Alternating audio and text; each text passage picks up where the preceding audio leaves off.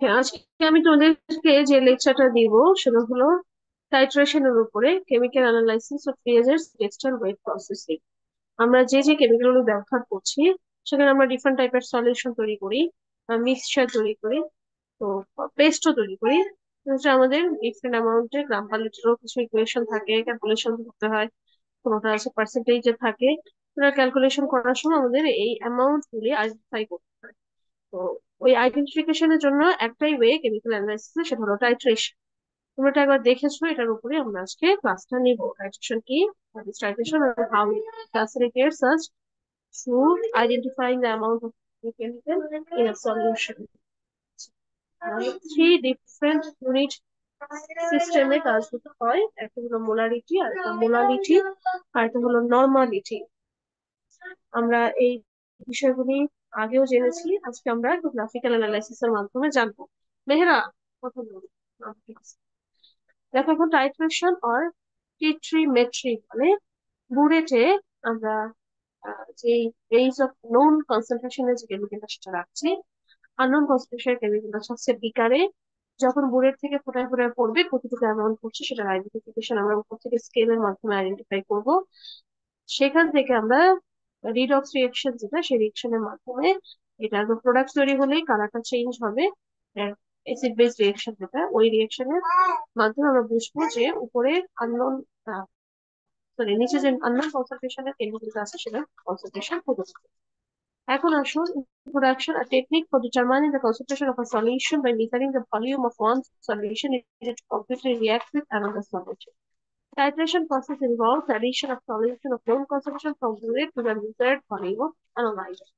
মানে যেটার মাধ্যমে আমরা আননোন কনসেন্ট্রেশনের কেমিক্যালের সলিউশনে কনসেন্ট্রেশনটা বের করবো একটা নোন কনসেন্ট্রেশনের মাধ্যমে, সেই নোন কনসেন্ট্রেশনের সলিউশনটাকে আমরা বলে থাকি অ্যানালাইট। নোন কনসেন্ট্রেশন সে অ্যানালাইসিস করে দিচ্ছে। Principle of titration effect is based on the complete chemical reaction between the analyte and the reagent. First, অবশ্যই এটা কোনো রকমের বোথ সাইড রিয়েকশন হবে না, ওয়ান সাইডেড রিয়েকশন। অ্যানালাইট এবং টাইট্রেন্টের রিয়েকশনের মাধ্যমে প্রোডাক্ট ফর্ম করবে। যতক্ষণ পর্যন্ত প্রোডাক্ট ফর্ম রাখবে ততক্ষণ পর্যন্ত কালারটা চেঞ্জ হবে না। যার জন্য আমাদের প্রোডাক্ট ফর্মুলেশনটা করতেই হবে। অ্যানালাইট এন্ড টাইট্রেন্ট, যার কনসেন্ট্রেশন বের করতে হবে সেটা টাইট্রেন্ট, যার কনসেন্ট্রেশনে বের করতে যে আমাদের হেল্প করবে নোন কনসেন্ট্রেশন সেটা অ্যানালাইট। দুইটার মাধ্যমে তৈরি হচ্ছে প্রোডাক্ট। মেহরা, কথা বলো না মুখ দিয়ে বলো। Then দেখো, terms used in titration analyte. Analyte হলো the solution of unknown concentration but known volume. Solution of known concentration হলো তাই, আচ্ছা, আননোন কনসেন্ট্রেশনটাই অ্যানালাইট। আমি মনে হয় একটু উল্টা বলে ফেলেছি। Unknown কনসেন্ট্রেশনটাই অ্যানালাইট are known কনসেন্ট্রেশনটাই টাইট্রেট। বিশ্লেষ্য, বিশ্লেষক, এভাবে আমরা বাংলা যেভাবে পড়েছি এভাবে তোমরা জেনে নেবে। স্ট্যান্ডার্ড সলিউশন ইউজ হয় টাইট্রেন্ট হিসেবে। টাইট্রেন্ট যেহেতু নোন কনসেন্ট্রেশন মানে নোন কনসেন্ট্রেশন যা, সেখানে আমরা কিছু স্ট্যান্ডার্ড সলিউশন ইউজ করে থাকি। দুই রকম আছে, একটা হলো প্রাইমারি স্ট্যান্ডার্ড, সেকেন্ডারি স্ট্যান্ডার্ড। কোন কোন সলিউশনটা স্ট্যান্ডার্ড হিসেবে ইউজ হয় সেগুলির নামটা তোমরা একটু জানবে। সেগুলির নামটা তোমরা একটু জানবে, হ্যাঁ।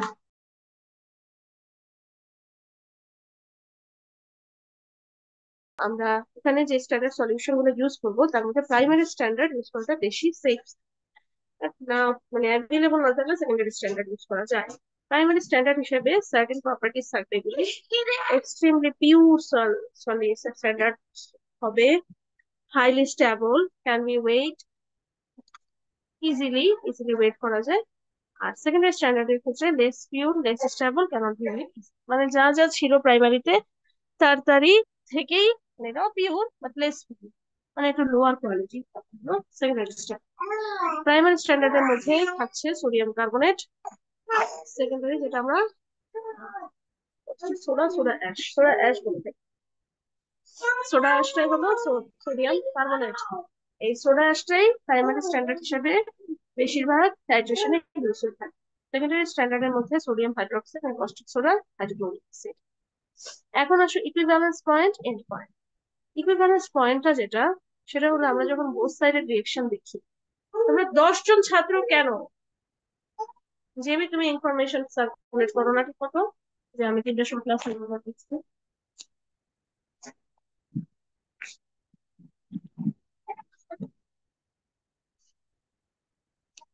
তুমি 10 জনের স্ক্রিনশটটা এখনই নাও এবং এখনই আমাকে পাঠাও।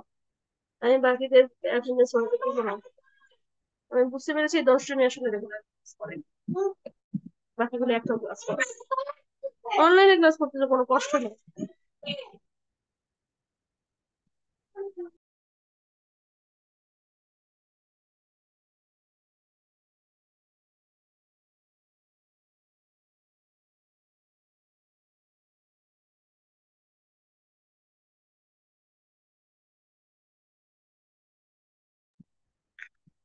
ঠিক আছে জেমি, ইমিডিয়েটলি আমাকে একটা স্ক্রিনশট পাঠাবে এখনই, কারণ এই কয়েকটা ছাত্রই আসলে মেইনলি ক্লাসগুলি করছে। আচ্ছা এখন দেখো ইকুইভ্যালেন্স পয়েন্ট আর এন্ড পয়েন্ট। যখন আমরা বোথ সাইড রিয়েকশন দেখি, রিয়েকশনটা স্টপ মনে হয়, আসলে রিয়েকশনটা একটা পর্যায়ে স্টপ হয় না। রিয়েকশনটা থাকে হলো বোথ সাইডে। বোথ সাইডে যখন রিয়েকশনটা চলে তখন সেটা একটা ইকুইভ্যালেন্স পয়েন্টে পৌঁছে যায়, where the amount of two reactants are just equivalent। মানে টু রিয়েক্টর যে অ্যামাউন্টে প্রোডাক্ট তৈরি করছে, প্রোডাক্টের সেম অ্যামাউন্ট আবার রিয়েক্টেন্টকে প্রোডাক্ট হিসেবে তৈরি করে দিচ্ছে। এই রিয়েকশন গুলোতে আমরা যে পয়েন্টটা পাই, যে পয়েন্টে সিমিংলি বোঝা যাচ্ছে যে এটা কোনো একটা এন্ডেড রিয়েকশন, বাট রিয়েকশনটা কন্টিনিউ চলতে থাকে। এই রিয়েকশনের এই পয়েন্টটাকে বলা হয় ইকুইভ্যালেন্স পয়েন্ট বা সাম্যাবস্থা। এই ইকুইভ্যালেন্স পয়েন্টটাকে যদি আমরা ব্যালেন্স পয়েন্টে নিতে চাই, তাহলে সেটা আমরা বিভিন্ন সারাউন্ডিং এনভায়রনমেন্টে, সারাউন্ডিং থেকে কিছু ইনডিউস করে ওটাকে চেঞ্জ করতে পারি। যেমন আমরা যদি ক্লোজড বাথে রিয়েকশন চলছে, ইকুইভ্যালেন্স পয়েন্টে চলে গেছে, আমার রিয়েকশনটা ক্লোজ করে দেওয়া দরকার, কারণ শুধু শুধু এনার্জি লস হচ্ছে, তখন সেক্ষেত্রে আমরা সেটাকে ওপেন বাথ করে দিলে চেঞ্জ হয়ে যায়। কোন রকমের ক্যাটালিস্ট ইউজ করলেও এটা একটা সাইডে নিয়ে যাওয়া যায়। এন্ড পয়েন্টটা হলো the end point at which the reaction seems to be complete. This point is usually seen with the help of indicator. ইন্ডিকেটরের মাধ্যমে এটা বোঝা যায়। এখন আমার টাইট্রেশন রিয়েকশনে ফার্স্ট কনফার্ম করতে হবে যেটা কোনো রকম ইকুইভ্যালেন্স পয়েন্টে গিয়ে আমাদের কালার চেঞ্জ করে দিচ্ছে, বা ইকুইভ্যালেন্স পয়েন্টে চলে যাচ্ছে, কালার কোনোভাবেই চেঞ্জ হচ্ছে না, অস্ত্র রিয়েকশন গুলো চলছে। এরকম ভাবে যাতে না হয় এমন কেমিক্যালি তোমাকে সিলেক্ট করতে হবে স্ট্যান্ডার্ড সলিউশন হিসেবে, যাতে অবশ্যই এটা এন্ড পয়েন্টে চলে যায়। এবার আসো ইন্ডিকেটর। What is indicator? আমরা ইন্ডিকেটর হিসেবে তোমরা সবাই জানো মিথাইল অরেঞ্জ ইউজ হয় বেশি, an auxiliary substance which helps in the usual detection of the completion of the titration process at the end point. End point A titration process close হয়ে যাচ্ছে, সেই ডিটেকশনের জন্যই আমার indicator. Methyl orange is the most available and most used indicator among all the indicators, like phenolphthalein, pisol rate, thymol rate. Different types of indicators are available, but methyl orange is the most acceptable. এখন আসলে concentration terms. Concentration terms এর ক্ষেত্রে molarity, molality আর normality, these three terms are used.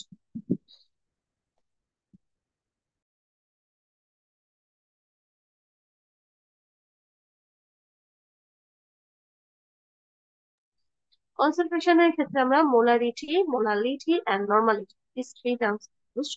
মোলারিটির মধ্যে is the number of moles of a solute dissolved per liter of the solution. এটা ছোটবেলায় পড়েছো, কত মোল, 1 লিটারে কত মোল সলিউশন আছে সেটা হলো molarity.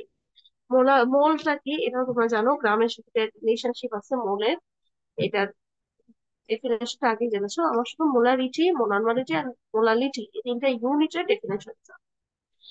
It is the gram equivalent weight of the solute dissolved per liter of solution. Normality, gram equivalent যেটা সেটা normality, আর mole equivalent হচ্ছে molarity, আর molality যেটা moles of solute present in a per kilogram of solvent। এর আগে দুটাতে সলভেন্টের অ্যামাউন্টটা ছিল লিকুইডে, but মোলালিটিতে দুটাই সলিডে থাকে। এইটাই হলো ডিফারেন্স। এটা আমরা এর আগেও জেনেছি, মোলারিটি কি, মোলালিটি কি, নরমালিটি কি। এই যদি আমি ইউনিটের কথাগুলো জিজ্ঞেস করি তাহলে আমাকে এই কনসেন্ট্রেশন টার্মগুলি বুঝিয়ে লিখে দিই। Petrimetric ক্যালকুলেশনের ক্ষেত্রে NaVA equal to NSPS. It is based on the following law of equivalence, or MaVA equal to MSPS. এটা হচ্ছে নরমালিটি অফ দ্য অ্যানালাইট, Ma হলো মোলারিটি অফ দ্য অ্যানালাইট। তোমরা দেখতে পাচ্ছ কনসেন্ট্রেশনের সাথে মানে ভলিউমের যে ইনটু মানে প্রোডাক্ট, সেটা অ্যানালাইটের জন্য অ্যান্ড লাস্ট হলো প্রোডাক্টের জন্য, দুইটার ক্ষেত্রেই সেম হতে হবে। স্ট্যান্ডার্ড সলিউশন আর হলো অ্যানালাইট আমরা নিলাম। তো এই ক্ষেত্রে আমাদের যে দুইটার কনসেন্ট্রেশন আছে, এই দুইটা কনসেন্ট্রেশন এন এ দিয়ে, মানে কনসেন্ট্রেশন এন্ড ভলিউম, এটার যে প্রোডাক্ট সেটা সেম। হ্যাঁ, এই জন্য এটা একটা পর্যায়ে প্রোডাক্ট তৈরি করে কালারটা চেঞ্জ করছে। এখান থেকে ইকুয়েশন থেকে আমরা ইজিলি দুটার ভলিউম এবং যে কোনো একটা কনসেন্ট্রেশন জানা থাকলে একটা কনসেন্ট্রেশন আইডেন্টিফাই করতে পারবো। টিট্রিমেটিক অ্যাপারেটাস হিসেবে কি ইউজ হয়? বুলেট, নিচে থাকবে হলো একটা বিকার, নিচে একটা স্ট্যান্ড থাকবে ধরার জন্য, স্টিয়ারার থাকতে পারে, এই জিনিসগুলি থাকবে আর কি। আর কোথায় ইনিশিয়াল ভলিউম থাকে, কোথায় স্ট্যান্ডার্ড সলিউশন গুলি থাকবে, কতটুকু অ্যাসিড সলিউশন অ্যাড করা হচ্ছে, কোনটার অ্যামাউন্ট বের হচ্ছে। এখন যেটা পাবো types of titration: acid base titration, complexometric titration, redox titration, precipitation titration, এগুলো হলো টাইপস অফ টাইট্রেশন। তোমরা এই পর্যন্ত আমরা যতটুকু জানি অ্যাসিড বেস টাইট্রেশন পর্যন্তই সবার পড়া। আর কমপ্লেক্সোমেট্রিক, রিডক্স এন্ড প্রেসিপিটেশন টাইট্রেশনটা হয়তো তোমাদের জানা নেই, আজকে জানো। অ্যাসিড বেস টাইট্রেশনের ক্ষেত্রে কি হচ্ছে? Acid base titration or neutralization: a sample of unknown concentration of acid is estimated with a known concentration of base, or vice versa. A same sample of known concentration of acid can be estimated with an unknown concentration of base. Acid এবং base এই দুটার মধ্যে যে কোনো একটা concentration জানা আছে, তার অপোজিট সাইডের কনসেন্ট্রেশন তুমি আইডেন্টিফাই করতে পারবে। এখানে একটা ইকুয়েশন দিয়েও এই জিনিসটা দেখানো হয়েছে।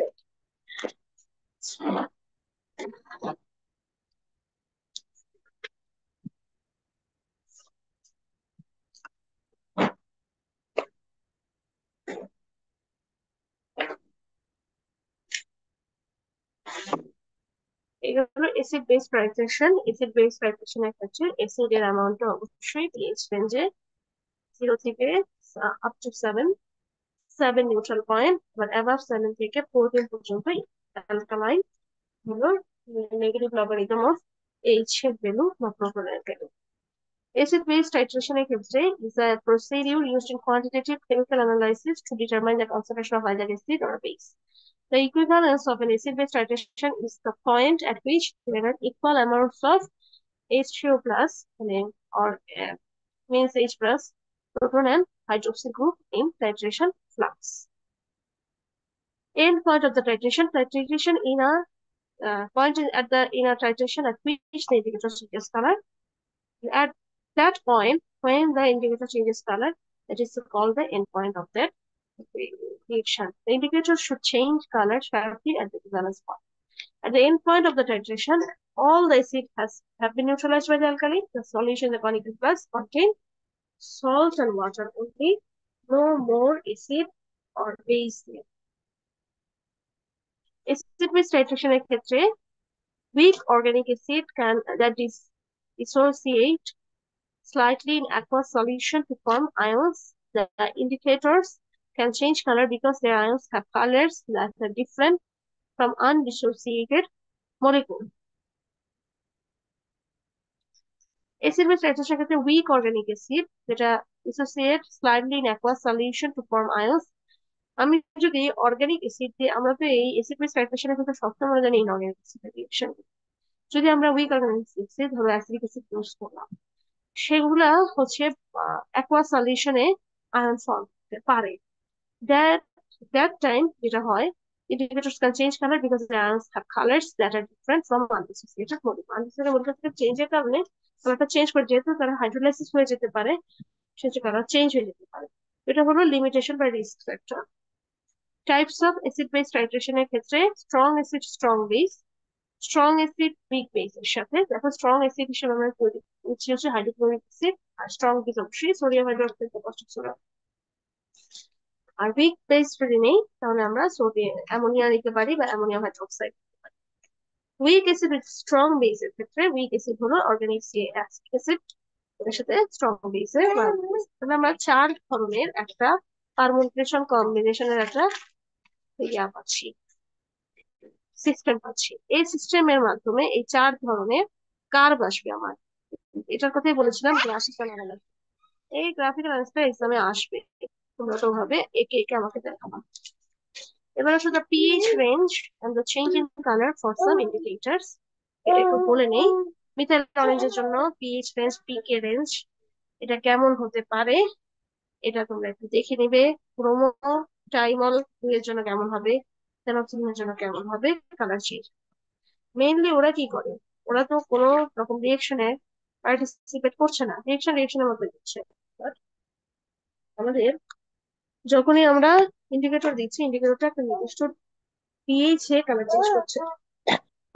তো দেখা যাচ্ছে যখন অ্যাসিড সম্পূর্ণ রিয়েকশন করে ফেললো, তখন সে কি করলো, ওই রেড কালারটা সম্পূর্ণ সাদা হয়ে গেল। এই তো এভাবে তো আমরা আইডেন্টিফাই করি, যখন এই কালারটা রেডটা পুরোটা সাদা হয়ে যায় তখন আমরা বুঝতে রিয়েকশন হবে।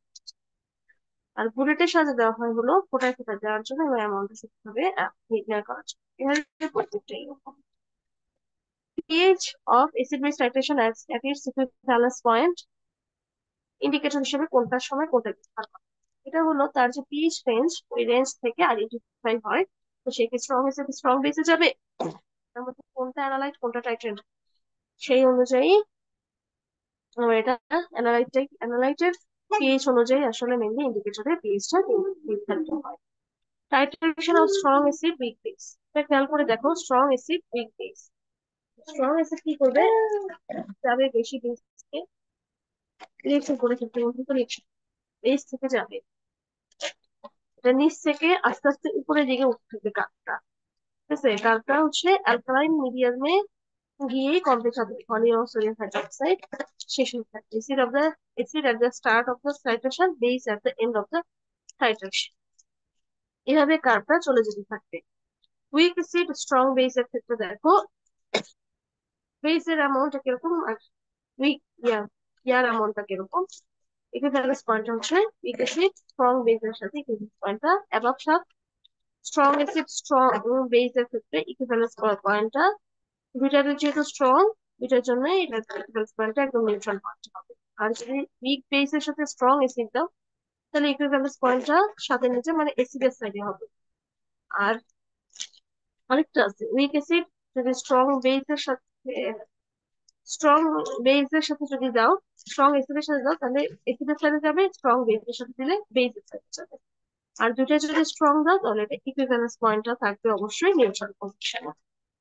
এইখান থেকে একটা কার্ভ তোমরা পাবা, উইক বেস স্ট্রং অ্যাসিডের সাথে রিয়েকশন করার সময় ঠিক strong acid strong base weak অ্যাসিডের সাথে যখন রিয়েকশন করে তার ঠিক উল্টা রিয়েকশনটা যাবে।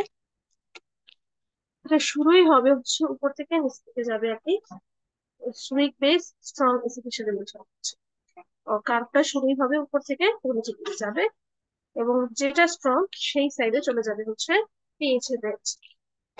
এই তিনটা কার্ভ তোমরা একে শিখবে। এবার আসো কমপ্লেক্স সিমেট্রিক টাইট্রেশন। আর কি টাইট্রেশন আছে আমাদের, রিয়েল টাইট্রেশন, প্রেসিপিটেশন টাইট্রেশন, এই তিনটা টাইট্রেশন সম্পর্কে একটু জানো। এসিডিক টাইট্রেশন আগেও জানতাম, শুধু হয়তো কার্ভ গুলি জানতে না। এই কার্ভ গুলি সম্পর্কে আজকে জানলে, তো যদি দুটাই স্ট্রং হয় তাহলে নিউট্রালি থাকতে ইকুইভ্যালেন্স, যে আর যদি কোনোটা উইক কোনোটা স্ট্রং হয় সেক্ষেত্রে যে স্ট্রং তার সাইডে চলে যাবে পিএইচ এর রেঞ্জ।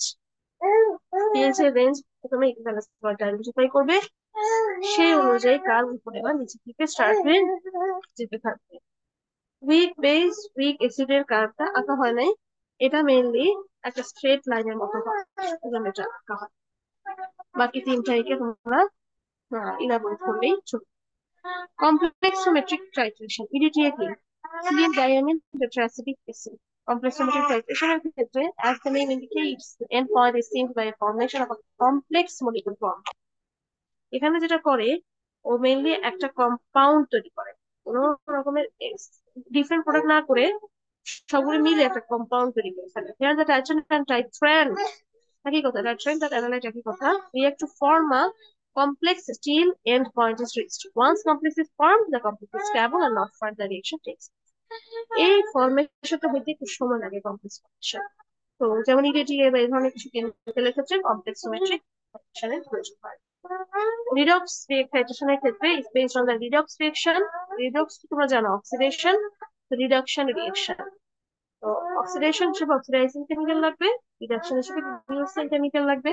অক্সিডাইজিং কেমিক্যালের নাম তোমরা জানো, পটাশিয়াম পারম্যাঙ্গানেট, অথবা পটাশিয়াম কার্বনেট, মানে বিভিন্ন ধরনের CR2O7, Na2H2O3, এই ধরনের অনেক রকমের কেমিক্যাল তোমরা জানো। যে বেশি যেগুলো হচ্ছে ও থাকে সেগুলো হচ্ছে অক্সিডাইজিং ও ইম্পার্ট করে, আর যেগুলো Na2H2 হতে রিডিউসিং এজেন্ট, সালফারের সাথে থাকে, অথবা হাইড্রোজেন আর কি ইম্পার্ট করবে, সেটা আবার রিডিউসিং এজেন্ট হিসেবে রিডিউসিং এজেন্ট কি কাজ করবে, যে কোনো কিছুকে সলিউবল করে।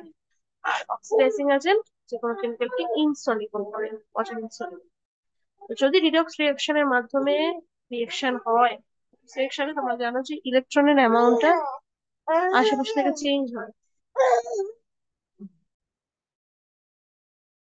তাকে সে রিডিউস হয়ে 3+ চলে যাবে, ইলেকট্রন ছেড়ে দিবে, আর অক্সিডাইজ ইলেকট্রন একসেপ্ট করবে। এই ধরনের জারণ বিজারণ রিঅ্যাকশন হবে, রিঅ্যাকশনের মাধ্যমে কেমিক্যালকে আইডেন্টিফাই করা হয়।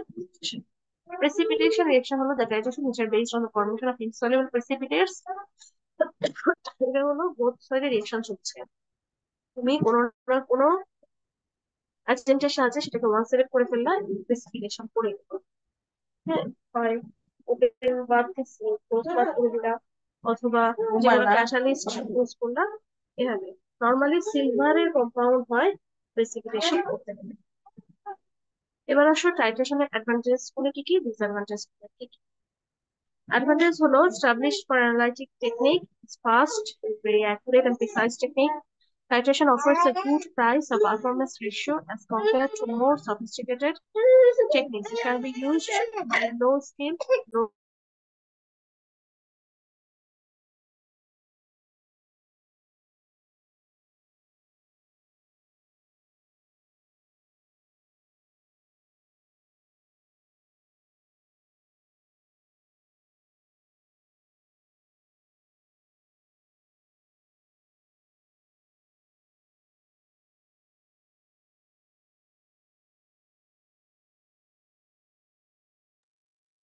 Okay. Advantage গুলো তোমরা যেটা দেখছো, এটাই established technique for analyzing chemicals.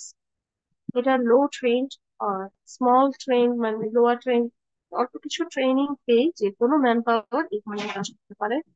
It's very accurate, very precise technique, good price or performance ratio ভালো compared to the more sophisticated। মানে টাইট্রেশনটাই সবচেয়ে বেশি acceptable টেকনিক, আর অতিরিক্ত আর কোনো রকমের দরকার হয়। এখন আসো ভলিউমেট্রিক অ্যানালাইসিস। টাইট্রেশনের মাধ্যমে আমরা যেটা তৈরি করলাম কনসেন্ট্রেশনের অ্যানালাইসিস, আমরা একটা টার্মে আইডেন্টিফাই করতে পারি, সেটা হলো ভলিউমেট্রিক। আর টাইট্রেশনের সবচেয়ে বেশি acceptable system. This is a general term for a method in quantitative chemical analysis in which the amount of substance is determined by the measurement of the volume that is just occupies. This formula is used to determine the unknown concentration of a known reactant. Volumetric analysis is often referred to as a titration, a laboratory technique in which one substance of known concentration and volume is used to react with another substance of unknown concentration. তোমরা দেখেছো NADA বা MAVA, এখানের মধ্যে ছিল হলো কনসেন্ট্রেশনের সাথে ভলিউমের amount. দুইটা ভলিউম একটা কনসেন্ট্রেশন জানার মাধ্যমে একটা কনসেন্ট্রেশন যেভাবে আইডেন্টিফাই করে আমরা টাইট্রেশনে অ্যানালাইসিস করেছি, একই রকম দুইটা কনসেন্ট্রেশন এবং একটা ভলিউম জেনে ভলিউমেট্রিক অ্যানালাইসিসে আরেকটা ভলিউম আইডেন্টিফাই করা যায়। Definition of terms: volumetric analysis involves the preparation, storage, and measurement of volume of concentrated substances. Volumetric trigonometric quantitative chemical analysis, which determines volume of a solution of accurately known concentration required to react quantitatively with the analyte, whose concentration to be determined. The volume of titrant required to just completely react with the analyte in the tire. Is the titrate. So titrate. The volume of titrant required to just completely react with the analyte is a titrate.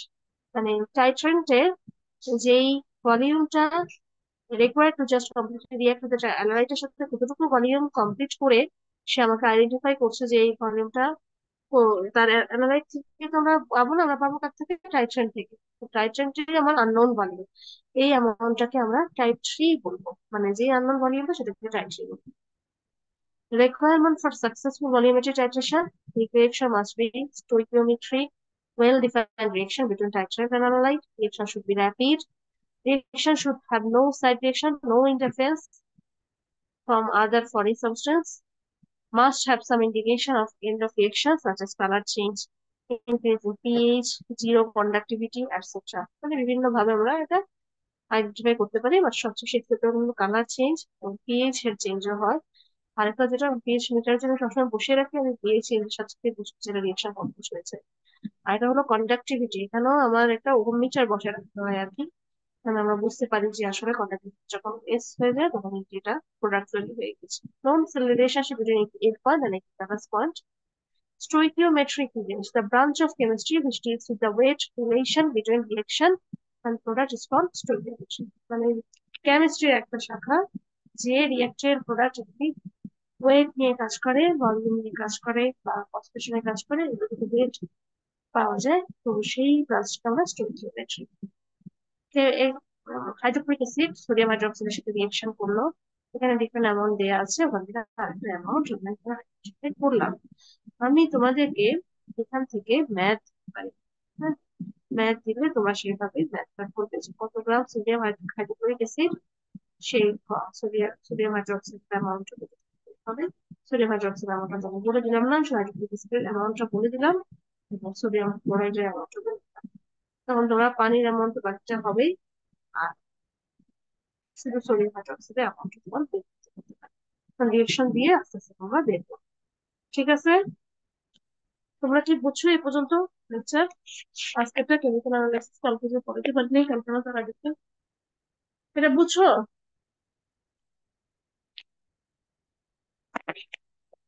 কারো কোনো question না থাকলে আজকে রাতে আমরা 9টার সময় একটা class নেবো। ওই ক্লাসটা হবে হলো ইয়ার উপরে। আচ্ছা জেমি, আমি তোমাদেরকে আলবি তোমাদের সাথে শেয়ার করছি হয়তো, কোচিং এর পরে যে 3টা লেকচার আসছে, লেজার টেকনোলজি, আর একটা হলো তোমার ডিজিটাল প্রিন্টিং, আর একটা হলো সিআর সাকার ফিনিশ, খুব অল্প একটা ফিনিশের টাইপ আর কি। তো এই সিআর সাকার ফিনিশ আসলে ফেব্রিকটা দেখতেই বলেছে সিআর সাকার। তো এই 3টা আমার তো শেষ করতে হবে, তুমি এগুলো একটা পিডিএফ বানিয়ে আমার দিয়ে, তো আমার মনে হয় পিডিএফ ছাড়া ওপেন হয় না, নাহলে ল্যাপটপ নিয়ে বসতে হবে। ঠিক আছে, আর কারো কোনো কোশ্চেন আছে বলো।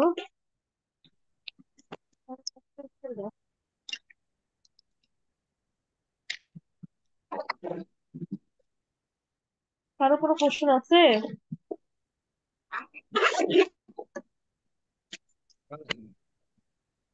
জেমি, তাহলে ক্লাসটা ক্লোজ করে দাও, আবার 9টায় আছে। আর এই যে 13 জনের একটা ফটো আমাকে দিয়েছো, এই 13 জনকে আমি সঠিকভাবে অ্যাটেন্ডেন্স দিব। আর যে আজকে রাতে যাতে সবাই এখন থেকে সুন্দরভাবে ক্লাসগুলো, অনলাইনে ক্লাসগুলো করে, এটাই